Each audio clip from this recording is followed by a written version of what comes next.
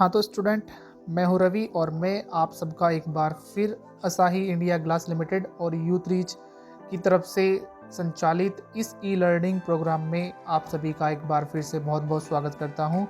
तो स्टूडेंट्स, आज हम जिस टॉपिक पर बात करने वाले हैं वो हमारा जो ये चैप्टर चला हुआ है लाइफ प्रोसेस का, ये उसी का ही एक पार्ट है।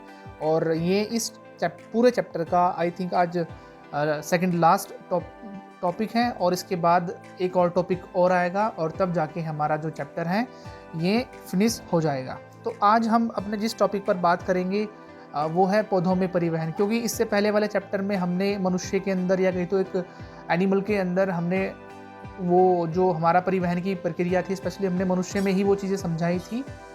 तो आज हम उसी प्रक्रिया को, उसी जो प्रोसेस था उसी को हम आज प्लांट के अंदर देखेंगे कि पौधों में परिवहन, कि पौधों में जो परिवहन सिस्टम होता है वो कैसे काम करता है। हम इसी पर पूरा का पूरा टॉपिक अपना बेस करने वाले हैं। तो आप इस चैनल पर बने रहिए और वीडियो को प्लीज़ बिना स्किप किए पूरा देखें। तो चलिए शुरू करते हैं। हाँ, तो पौधों में भी परिवहन अन्य जीवों के समान ही एक अनिवार्य महत्वपूर्ण प्रक्रिया है। बच्चों, जैसे कि मनुष्य में हमने वो चीज़ देखी थी, परिवहन के बारे में पढ़ा था, तो ठीक ऐसे ही जो हमारे पेड़ पौधे होते हैं उनमें भी ये सारी चीज़ें ऐसे ही काम करती हैं। बस फ़र्क ये होता है कि एक जो मनुष्य होता है या एक जीव होता है वो थोड़ा सा एक जटिल टाइप का परिवहन सिस्टम लेके होता है, क्योंकि उसमें हमारा हार्ट होता है, हमारी जो नलिकाएं होती हैं, वेन्स होती हैं, हमारी आर्टरी होती है जिनको हम धमनी और शिराएं बोलते हैं। ये सारी चीज़ें उन सब में होती हैं जीवों के अंदर, लेकिन पेड़ पौधों में ये सारी चीज़ें नहीं होती। लेकिन इसके बावजूद भी जो हमारा ये ट्रांसपोर्टेशन सिस्टम होता है ये हमारे पेड़ों के अंदर भी पाया जाता है। तो पौधों में परिवहन अन्य जीवों के समान ही एक अनिवार्य एवं महत्वपूर्ण प्रक्रिया है। वही दूसरी ओर इस प्रक्रिया में पेड़ पौधों के अपने जीवन को चलाने के लिए पानी एवं अन्य पोषक तत्वों का परिवहन शामिल होता है। बच्चों, हम मनुष्य का जो हमने परिवहन सिस्टम देखा था उसमें भी जो हमारा ब्लड होता है वो हर एक कोशिका तक पानी या पोषक तत्वों को लेके चल जाता है और पूरी प्रक्रिया उसमें होती है। तो ठीक ऐसे ही पेड़ों के अंदर भी उनके जीवन को चलाने के लिए हमारी पानी की और पोषक तत्वों की आवश्यकता होती है और यही हमारा जो परिवहन होता है यही इसमें होता है। हाँ, पौधों में यह परिवहन जल एवं खाद्य पदार्थों के लिए अलग अलग होता है।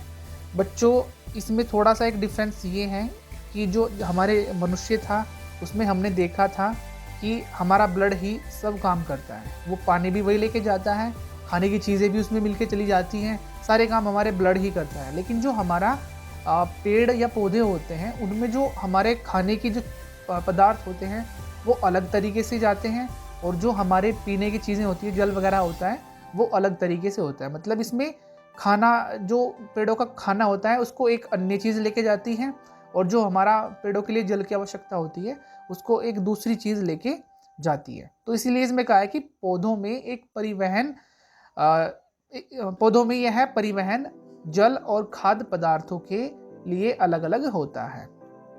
चलिए, पौधों में यह काम जाइलम एवं फ्लोएम के माध्यम से किया जाता है। देखिए बच्चों, अभी हमने कहा कि अलग अलग चीज़ें होती हैं जो जल को अलग और जो खाद्य पदार्थ होते हैं उनको अलग लेके जाती हैं।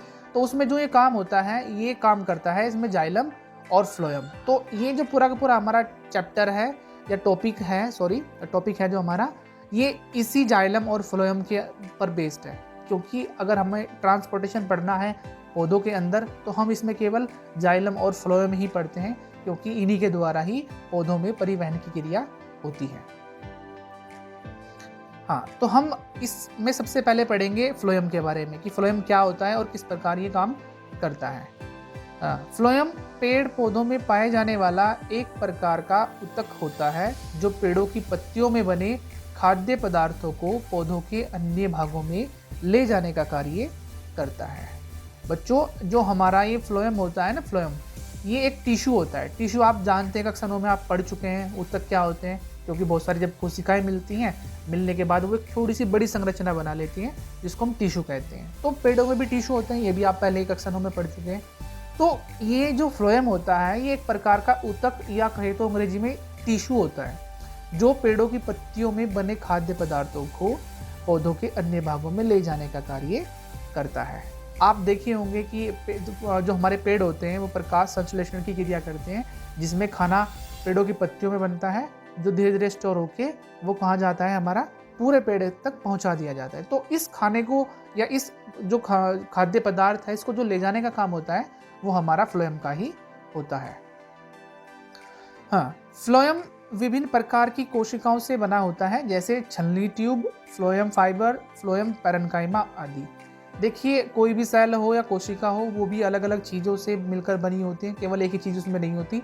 तो ठीक इसी प्रकार से जो हमारा जो फ्लोएम होता है, ये अलग अलग प्रकार की कोशिकाओं से मिलकर बना होता है, जिसमें हमारी छलनी ट्यूब मतलब शाइव ट्यूब और फ्लोएम फाइबर और फ्लोएम पैरेन्काइमा, ये सारी चीज़ें इसके अंदर होती है।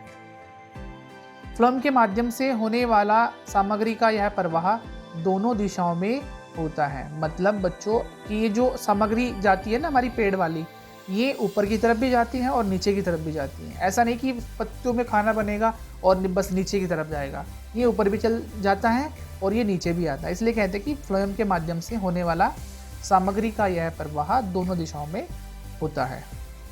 पौधों में यह भाग अपेक्षाकृत कठोर होता है। बच्चों, ये जो भाग होता है ना पेड़ों का, ये थोड़ा सा कठोर होता है, क्योंकि आप देखे होंगे जो पेड़ के ऊपर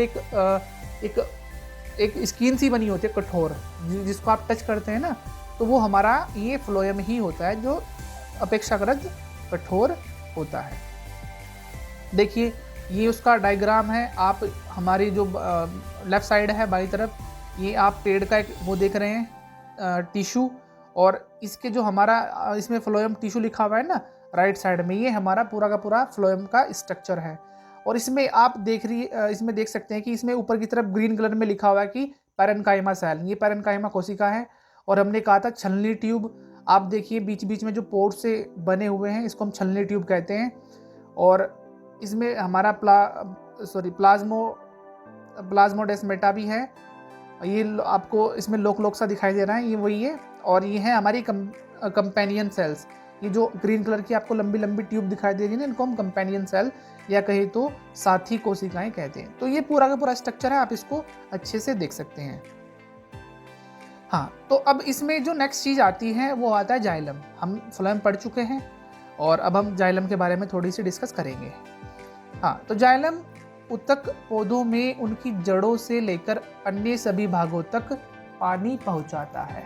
फ्लोएम का काम क्या था कि जो पेड़ों की पत्तियों में जो खाना बना है, खाद्य पदार्थ बना है, उसको पूरे पेड़ के अंदर उसको भेज देना खाने को।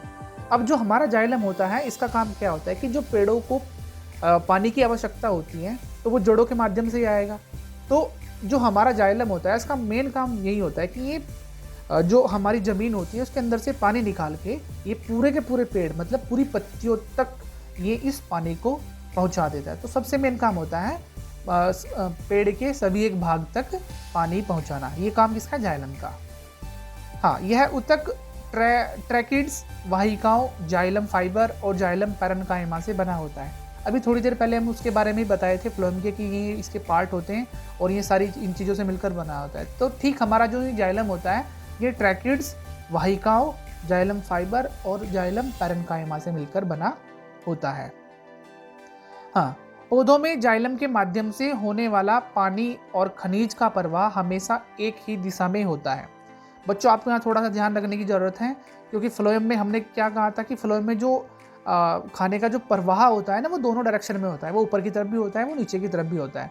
लेकिन जो हमारा जाइलम होता है तो उसमें जो पानी या खनिजों का जो प्रवाह होता है ना, वो केवल एक डायरेक्शन से होता है, मतलब नीचे से ऊपर की तरफ। जड़ें हमारी ज़मीन के अंदर होती है तो यहीं से तो पानी आएगा ना हमारा। तो ये जड़ों से ऊपर जो हमारी टिप होती है पेड़ की, जहाँ तक हमारी पत्तियाँ होती हैं, तो इसका जो प्रवाह होता है वो हमेशा ही नीचे से ऊपर की तरफ होता है। तो जाइलम में जो पदार्थ होते हैं, जो उनका प्रवाह होता है, वो हमेशा एक ही दिशा में होता है। पौधों में यह भाग अपेक्षाकृत मुलायम होता है। जैसे कि हम देखे होंगे, हमने उसमें लास्ट जो हमने फ्लोएम पढ़ाया था उसमें हमने बताया था आपको कि जो पौधों का यह भाग होता है ना फ्लोएम, वो कठोर होता है। ठीक इसी प्रकार जो जाइलम होता है वो भाग मुलायम होता है। अगर आप पेड़ का छिलका उतार देंगे तो जो अंदर का मुलायम भाग होगा ना, वो हमारा जाइलम ही होगा। आपको ये चीज़ ध्यान रखनी चाहिए।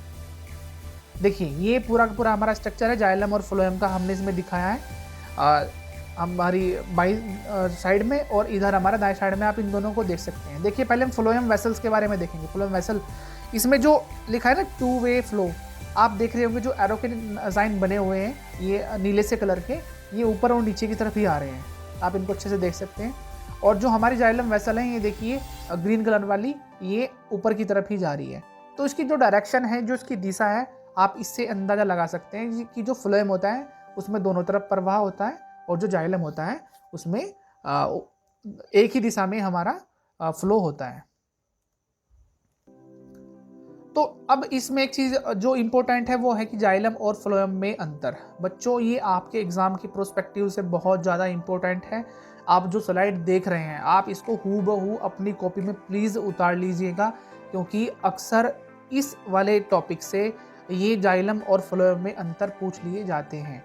सबसे पहला अंतर तो ये होता है कि जो हमारा जाइलम होता है वो पानी और घुले हुए पदार्थों को लेके जाता है, और फ्लोएम क्या करता है कि जो खाना बनता है पत्तियों में वो पेड़ के हर एक हिस्से तक पहुंचा दिया जाता है। दूसरी बात, जाइलम का जो फ्लो होता है, मतलब जाइलम के अंदर जो प्रवाह होता है वो केवल एक ही डायरेक्शन में होता है, और ये जो हमारा फ्लोएम होता है इसका दोनों तरफ दोनों डायरेक्शन में प्रवाह होता है। और ठीक आप इनमें से जो 3-4 ये कॉलम बनाई हुई हैं, पॉइंट लिखे हुए हैं 3 से 4, आप इन सबको अच्छे से एक बार पढ़ के देख सकते हैं। मैं नहीं चाहता वीडियो ज़्यादा लंबी बने, आपके सामने स्लाइड है, आप इसको आसानी से उतार सकते हैं। तो बच्चों ये ज़रूर आपको पढ़ना चाहिए, इसको आपको ज़रूर नोट डाउन कर लेना है, क्योंकि बहुत ज़्यादा इंपॉर्टेंट है एग्ज़ाम के प्रोस्पेक्टिव से।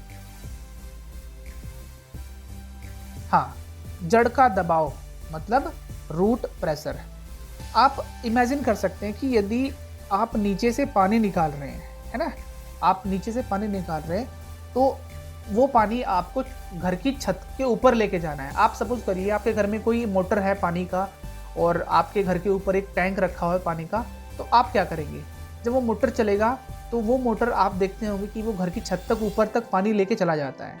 तो वो कैसे पहुंच रहा है, तो ये थोड़ी सी सोचने वाली बात है, क्योंकि जो हमारा मोटर होता है वो प्रेशर क्रिएट करता है पानी के ऊपर ना, प्रेशर बनाता है ताकि पानी क्या हो, वो तेज़ी से ऊपर की तरफ बढ़े। तो ठीक ऐसे ही जो हमारा ये रूट होती है, हमारी जड़ें होती हैं जो ज़मीन के अंदर से पानी निकालती हैं, ये भी एक प्रकार का ऐसा ही एक प्रेशर बनाती हैं, जिससे पानी नीचे से होते हुए किसी भी पेड़ की टिप तक या कहीं तो उसकी पत्तियों तक पहुंच जाए। तो जाइलम के माध्यम से पानी का प्रवाह जड़ों से पौधों के ऊपरी हिस्सों तक कई बलों द्वारा होता है। इनमें से एक बल का नाम जड़ का बल है, मतलब रूट प्रेशर। कि जो जाइलम होता है, आपको पता हो जाइलम का काम ही है पानी को पेड़ के हर एक हिस्से तक पहुंचाने का काम जाइलम का होता है।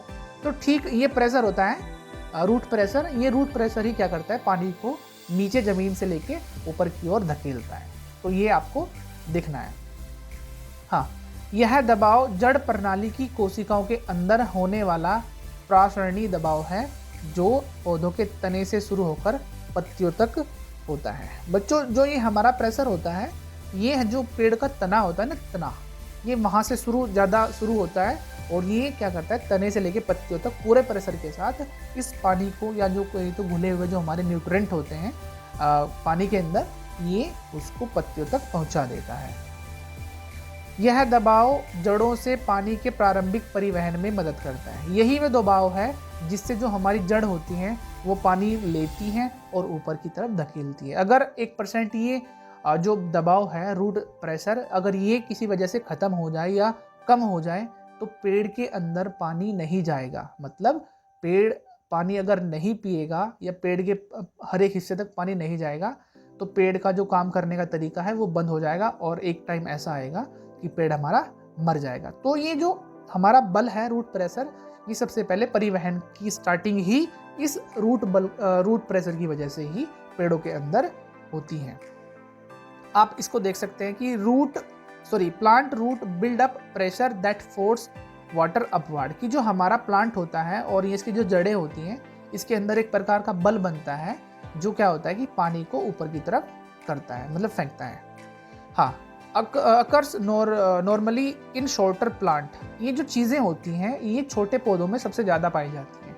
ये नहीं कि बहुत बड़ा पेड़ होगा, बरगद का पेड़ बहुत बड़ा, उसमें ये चीज़ें आपको इतनी क्लियर नहीं दिखाई देगी, जबकि छोटे जो पेड़ होते हैं उनमें ये चीज़ें बहुत ही ज़्यादा क्लियर आपको दिखाई दे सकती है। मतलब मेनली छोटे पौधों में ही इस प्रकार का प्रेशर आपको देखने को ज़्यादा मिलता है।